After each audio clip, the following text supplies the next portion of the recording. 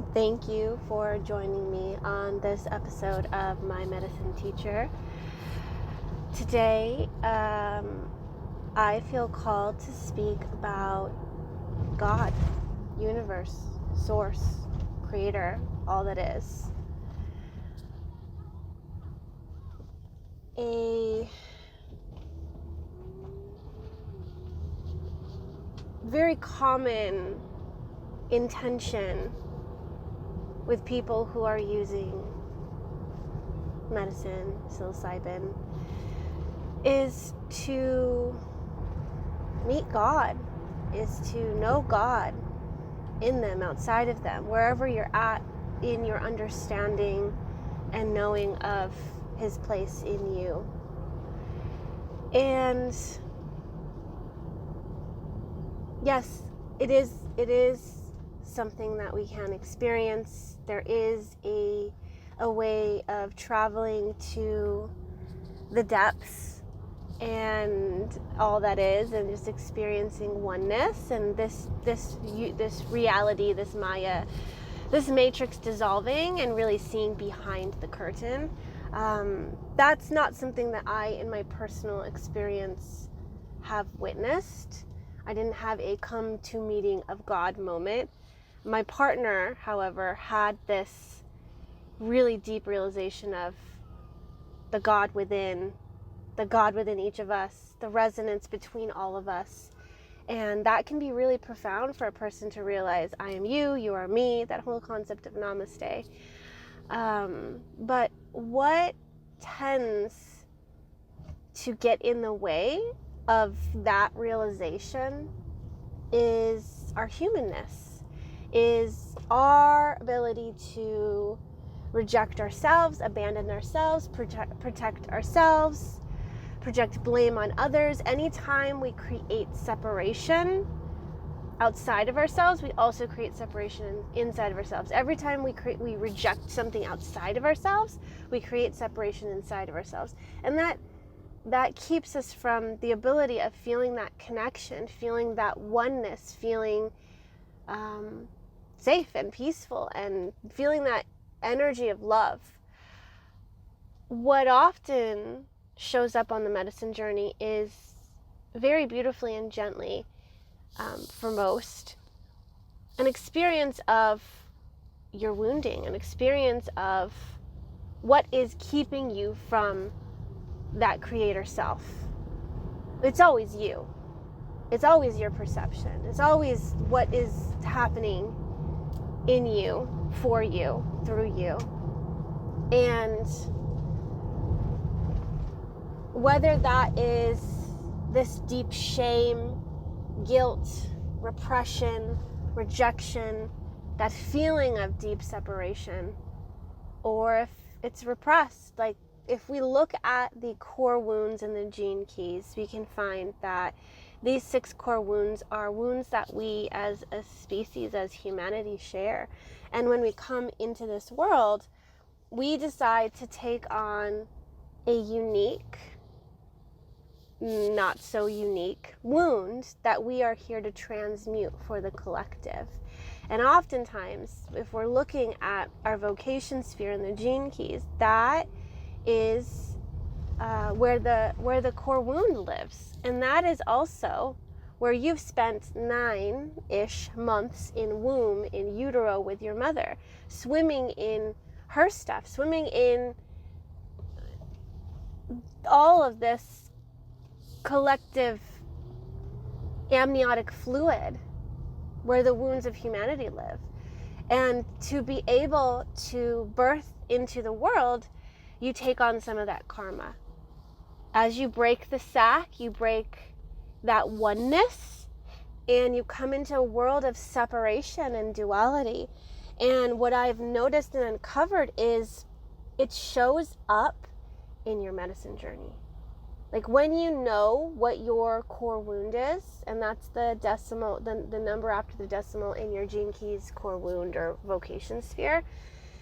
And what I experienced for myself personally, I have the 53.5.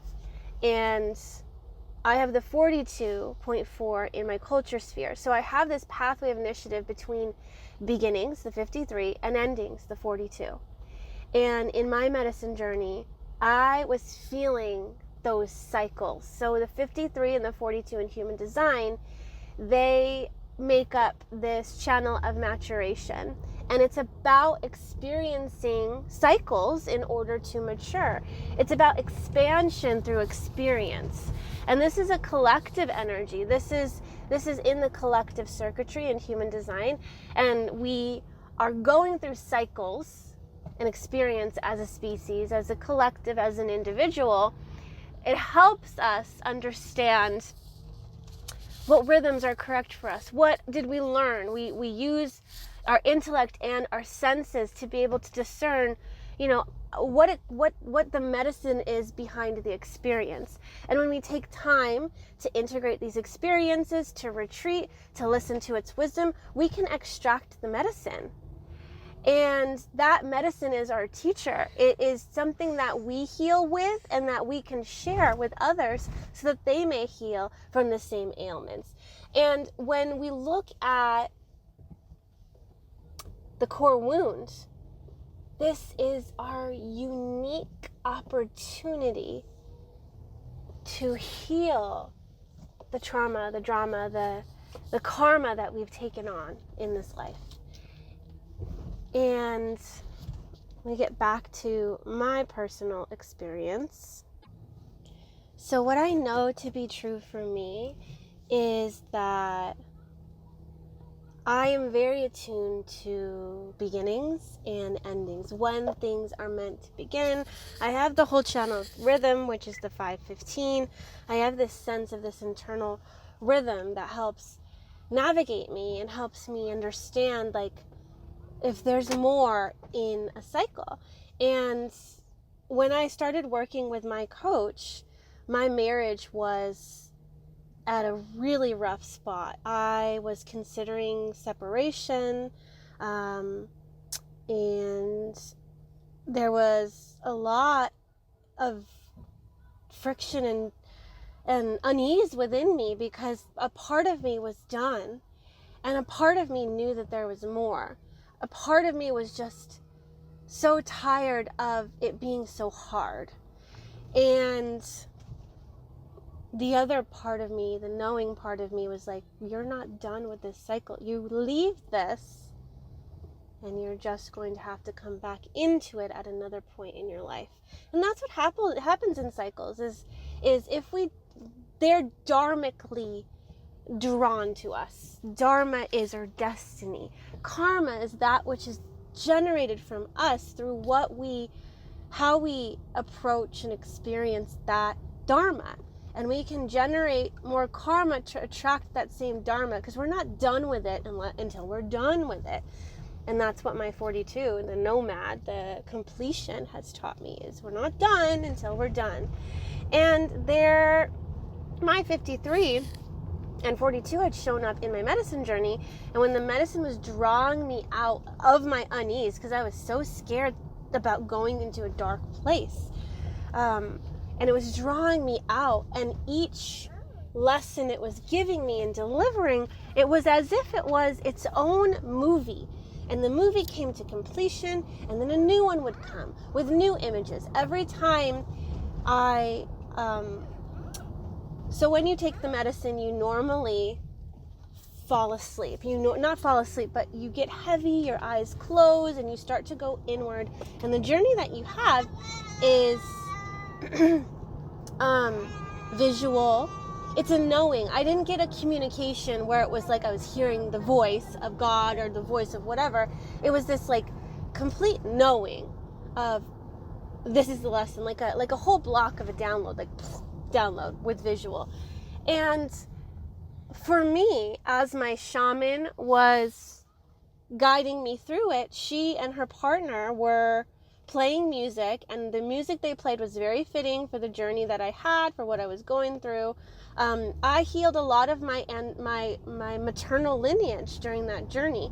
I had been working with my maternal lineage with my coach for some time, and there had been a lot of trauma and drama around men and relationship dynamics and not being happy in the relationship and not knowing how to dream and not knowing how to nourish and nurture yourself and not knowing how to support yourself. So there was a codependency in my maternal lineage where they would get into relationships, not respect or really love the man, and really put all of their unhappiness blamed on them. And that was what was in my bloodline. That was what was there. There was a lot of oppression. There was a lot of abuse. There was a lot of self-abuse. And what I had been shown was each individual, like from my grandma to my mom to myself to my daughter, each individual energy and their essence and what they felt. My journey was very much reclaiming my inner child and experiencing that, but my inner journey was showing me all of these characters in this movie, in this play that I was part of. And something that I uncovered a little bit after my medicine journey was this core wound of the 53, right? The 53-42, they create cycles, they're lessons, and so I can't help but have a life that is meant for expansion. If my core wound is 53.5, then I'm here to start cycles, to learn things, to evolve and expand so that I can experience superabundance, and so that I move more and more towards that oneness, that wholeness. So I have to, it is my unique mission here to find all the things that I need to integrate and then I need to do in order to reclaim my naturalness, my beingness, my peace, and that oneness that I am meant to experience. Well, when you are not balanced in your inner masculine or feminine, then you attract relationships that are imbalanced as well. And my whole maternal lineage, that was the reality of them. Their perception was reality. And so the masculine and feminine were not balanced, and so I was attracting and playing part and playing a role in an imbalanced relationship. And the shadow of the 53 is immaturity. It's about not growing up. It's about not taking responsibility. It's about not starting new things. It's about staying stagnant in naivety and like comfortability and like not learning the lessons. It's like you just keep repeating the same mistakes. You're like immature, right? And immaturity just simply means like new, right? It is new until you mature, until you evolve. Then you mature. So immaturity is the state of our newness. And when we don't have, and the fifth line is all about role models with integrity. It's about the shadow, it's about guilt, it's about power, projection. My mom, in a marriage that wasn't completely fulfilling her because she was giving her power away to the partner to fulfill her, my mother deeply desired to have a child. She deeply wanted to be that mother. She wanted to nurture, she wanted to nourish, and she wanted someone to give her purpose. That's a lot of expectation to place on a child. My mom's core wound is 42, expectation, detachment, celebration. So you can imagine that as a baby, I did feel it. We do feel it. Just because we don't have the intellectual capacity to explain what it is we're feeling, we are imprinted. So swimming in the womb of expectation within my mother made me feel like I have to start this life. I have to begin this life because I've already been claimed. It's already been decided that I am to make her happy. Right? And so that was something that I was kind of working through in my realization, is that when I couldn't give her what she needed, it was like she had this kind of a little bit of resent for the relationship, resent for how I showed up. She has this idea of who she wants her partner to be in order for her to feel happy and fulfilled. And she'll go to the ends of the earth. She's an amazing person. She is so caring and like does a lot of beautiful things for people in a way to prove her identity as the nurturer, as the person that is there. She has the 45 as well. She's here to be the hub tree. She's here to gather in community. She deeply wants and desires affection and care. And she had a 5-1 daughter. who, she's a 4/6 herself, love community. She deeply desired that. And there was a lot that I could feel that I wasn't living up to for my mom, and a lot I could feel of who she wanted me to be. From the moment I had kids, I could feel the projection of, you need to be a stay-at-home mom. You need to give more attention to your children. And I was very business driven. I had these goals. I had this idea of how I wanted to create success and significance in my life for me. And so there was guilt that I was experiencing from each of the moments that I decided to start something, right? Because it's like me starting something for me. What does that make me selfish? And it's like, what roles are people expecting me to fulfill for them? What are they expecting of me? So in my medicine journey, it was all about my inner child. It was all about her needs and what she wanted. I could say I was a very self-centered brat during my journey, but that's what I needed. I needed it to be about me. I didn't because my whole life was these expectations to fulfill these roles. And part of what I was working on with my coach was to step into this leading lady role. And I was a very good supporting character. I was a very good supporting role.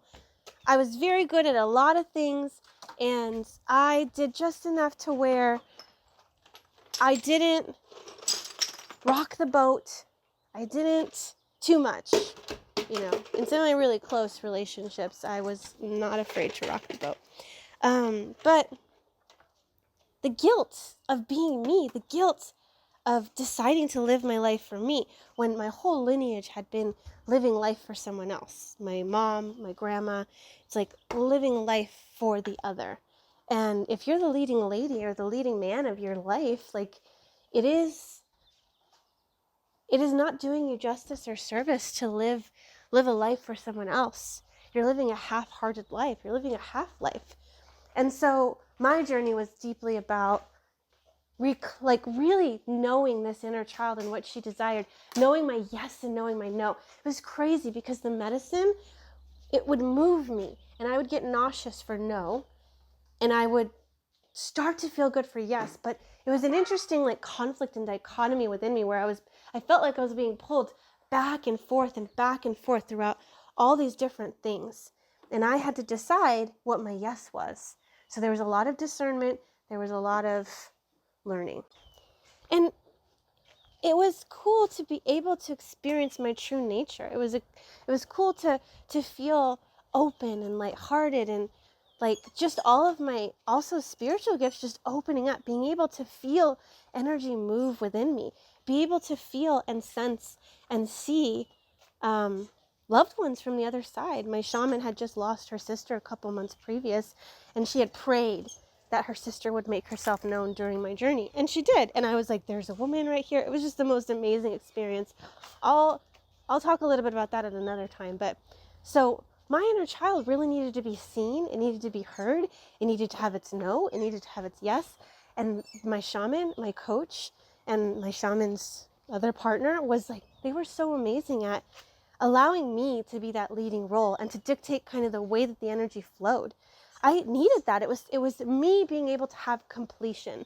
And these cycles of maturation, right? We have the beginnings, which is that 53 that I have in my core wound, and completion, the 42. We're done when we're done. And in me experiencing my inner child, and I feel like the medicine, it always brings us to our inner child. Our inner child knows who they are, knows what they want, knows their gifts, very uniquely, beautifully. And they're playful and curious, and that is that abundant energy. Children manifest like that because of how open and true to themselves and their unique, authentic expression they are. It's when life and other people, we let them dictate who we are. We let them place expectations on us. We let them dictate the way we live our life, and we go farther and farther away from our true self. So completion. I had completion. I was able to have completion. I was able to fully feel what it is to be me, be my inner child. And instead of it being this concept of, oh yeah, inner child, and you can kind of sense this inner child to the left or right of you, yeah, this inner child, I can see her or whatever. It was like I was her. And in that experience, I got to integrate her. And it was this part of me I fragmented from, because she knew what she wanted. She knew what she didn't want. And it was a lot for some people, apparently. So I had to push her away. She was too funny, lighthearted, curious. Like, it made people feel upset. I remember one time someone telling me in like a network marketing meeting where we were writing our why. Why did we join the company?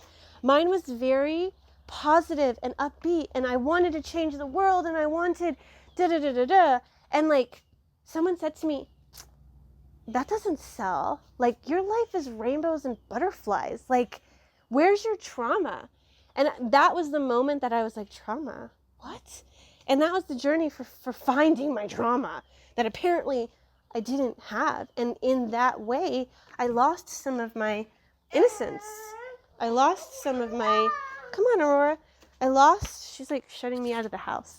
What does that symbolize? She like pushed me out of the house. Hey. Hi, why are you shutting me out of the house? I pushed my inner child out of the house, the home of my heart. I said, you need to go. Life is serious. Life is traumatic and dramatic, and we need to live this dramatic life. And she's showing me a swan, and the swan is the city totem for the 22nd gene key, which is grace. It's like, let's get into the nitty-gritty of the emotions. Let's find the trauma. Let's like be addicted to the emotional realm. See what kind of things we can stir up. What kind of drama and trauma and conflict can I create? So that I can have this really dramatic storyline, so people will be like, wow, I want to buy into this because, you got through something super hard, and like, it's so inspiring, It's like, it's not enough for us to be in our playful child energy and inspire people through authentic self-expression and playfulness and curiosity. No, that's not enough. A lot of people want the drama. What kind of movies do people watch? They watch drama. They watch mystery. They watch like horror. We want our emotions to be riled up somehow, So anyways, that's what I experienced. My husband, on the other hand, when he went through his journey, was very different than mine. He never went inward, laid down, saw the images, had these epiphanies and these knowings. He went straight to creator self. He went straight to giggly child, curious man, right? Curious boy. Because that is, who we all are. We are eternal children. And he had a ball. He had a blast. And then the rules came in, and then the judgments came in, and then, and then he had this deep desire to fill the hole of separation with food, with seeing his children. And I was telling him, part of what you're experiencing is this separation from that childlike curious essence. Like, you want to go home because you want to feel comfort, and you want to be with your kids because you want to be with your inner child. It's like, as soon as rules and judgment came in, because we were at a campground and there was other people there, and it's like, as soon as that came into play, he lost that playful, curious, innocent, giggly self. And it went downhill from there. And the wound he was dealing with was this wound of separation. And the reason, he has the 43.6. 43 is deafness, insight, epiphany. We ended up having his journey in the transit of the 23, which is the programming partner of the 43, which is where the earth was activating. The earth was activating his core wound. So the earth, your greatest challenge, what grounds you here? His core wound, 43. Insane, like the alignment of his journey with the cosmos. Like, it was always meant to touch upon this core wound. 43 is individual insights and epiphany. He had amazing questions and amazing ways of looking at things, very unique. And the fear here in individual circuitry is, will my individual insights be accepted or rejected? Will I be seen as a genius or a freak? And he has this thing of really wanting to be heard. And when he thinks you're not listening to him, it's like super disrespectful. Like he gets so upset if our kids aren't listening to him, or I'm not listening, or he thinks that we're not listening or hearing him or understanding his individual insights that he wants to share, right? And so that's his core wound. And the sixth line is separation. When he was a baby, his mom got sick or had this illness and they needed to quarantine her, and he didn't see her. He didn't get to nurse. He didn't get to be skin to skin. He didn't get to see his mom. He was ripped from the womb and experienced separation from the get-go. And so what he was experiencing in his journey was this deep sense of separation. And it all started because of that fear of judgment, because he was in the creator self, and it's like, who am I to be in creator? Who am I to have these insights? Who am I? And it's like, those people are judging me. Those people are this or that. And it's like, or I don't know, he was just really tuning into the energy of judgment. And that's like a great fear. It's like, okay, if you are judged and ostracized, you will be pushed out of society and you will be separated from humanity. You'll be separated from the tribe. Like, no, you're too much. Let's separate, push you out. It's like that deep fear of abandonment, right? And so he was like, he was just going into this deep, dark place of separation. He's like, I abandoned my kids. They're going to grow up without a father. He was in timelessness and boundlessness because his life's work in evolution is the 35, boundlessness, and the 5, timelessness. He didn't have any sense of time. Everything was like dragging out. It's like he couldn't conceptualize time. So he was like, if he couldn't see his children in that moment, they were growing up without a father. He could really sense that separation. And part of what drives him is the feeling of unity. He wants his whole family to be together. He wants to feel that oneness, that unity. But in his dark night of the soul, he was experiencing that deep sense of separation. And that separation is something we all experience. It's separation from source, separation from our creator self, separation from source within us, separation from God. And that's what his unique experience was. Right? The only channel he has is the 8 and the 1, which is all about contribution and that individual spark of creativity. It's like, what are you here to contribute to society? And again, individual. 8, 1, 43, 23, part of the individual circuitry. Very individual. Can you imagine feeling that feeling of separation and rejection for who you are? That's deep shame. You know? That's like, oh, I'm not accepted for who I am. And you hide it. And in his journey, he had hidden away his heart, his eternal child, inside his heart, and it had a guarding that. I'll go more into this in another audio where I talk about my initiation and his dark night of the soul and all of that. But what I wanted to say is, you will meet your wound. You will meet your pain. Your unique pain. And in moving into it, being with it, accepting it, it transforms inside of you, and you taste the gift, and you're able to also feel into that oneness. You have to move into the shadow. Move into it. So I just wanted to share this insight because it was something that I saw on my journey, I saw on my husband's journey, and like, I know deep within me that if you know your human design, your gene keys, like, they show up in your journey. It brings you into communion with them, because let me tell you, we're here to experience oneness within ourselves. And what does that mean? That means integrating, uniting with all aspects of ourselves. If you look at your gene key profile and you have 11 spheres, right? That's 11 inner archetypes you're here to bring into union within your heart.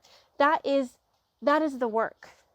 And I could see very clearly all of my husband's design playing out in the city and in the shadow in the same moment. They're both accessible in the same moment. Very easy to go in and out of them because you're so open, you're so connected. So he experienced boundlessness and timelessness, but his human freaked out about the boundlessness and timelessness. So he experienced impatience and hunger. But in the exalted expression, he felt the boundlessness of, I can do anything, be anything. I'm a creator here. I am you, you are me. There was no sense of time, and it didn't matter that there was no time because you were limitless. He was limitless. But when the human comes online, it's like, this is wrong. It judges. Judgment pulls us away from our creatorship. Whether we're judging ourselves or we're accepting the judgment of others. Even if someone's judging us, it doesn't mean we need to accept that as truth, as good or bad, right or wrong. So, yes, the medicine is a teacher, and it's here to amplify what's inside of you. It's here to show you your wounds, because when you can see them and have awareness of them, it gives you the opportunity to choose. It gives you the opportunity to integrate more of yourself, to bring more of yourself to the table, to experience more of your gifts, to experience your genius. And the gift here is, can you come into that creator self here in this lifetime? Can you accept a hummingbird. A hummingbird is hovering right in front of me, and it's getting the nectar out of a plant. And you know what the hummingbird represents? Gene Key 8. Your unique diamond of yourself. You're here to know that. You're here to experience that, and you're here to express that in the world. You're here to be that unique, wonderful being, unbridled, creatively expressed in your genius. You're here to be that. Oh, he's so cute, the little hummingbird. Yeah, you know what? You're amazing, and the world deserves you in your totality. You deserve to be completely 100% self-expressed. And the more and more you meet your parts, the more and more you integrate, the more and more you bring more of yourself to the table. You are deeply, limitlessly abundant. The only way to access that is through yourself, your totality. When you are operating in your totality, your unique codes are being transmitted into the universe, and you are attracting everything that is for you. When you are not in your 100% authentic self-expression, guess what you attract? People, experiences, situations, dharma, to help you come back into oneness. Everything you attract is a gift. Everything. You attract what you are, and you attract what you're pushing away that is you, right? There are little messengers that are coming to tell you, hey, you see this part over here? It's going to trigger you because you pushed it away. I'm going to be that. I'm going to be that mirror. I'm going to show you this is part of you that you cannot accept. When you find resistance and triggers in another person, it's a part of you that you've pushed away. Can you accept, embrace, and love on that person?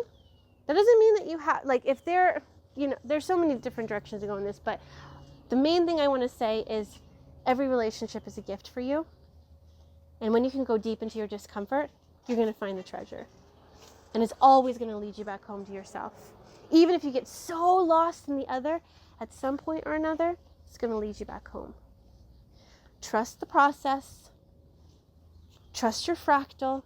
Trust yourself. And trust the medicine. It's showing you your way back home.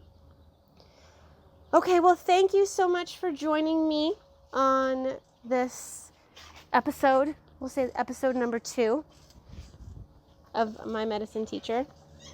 And let me know what resonated. Let me know what you think. Let me know what your core wound is. What is the gene key and the line number in your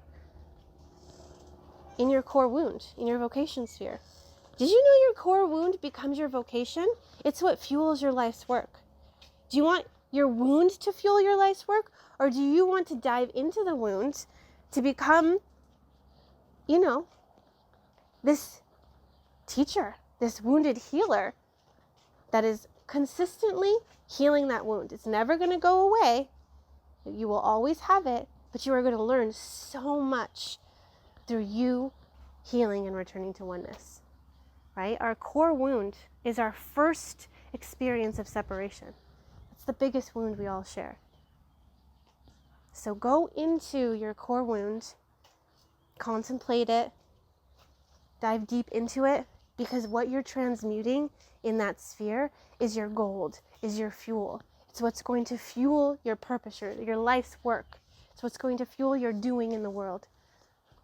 So have the courage to go there and to take initiative from this place. Bring it into your everyday life. Okay, thank you again for joining me. I'll see you next time.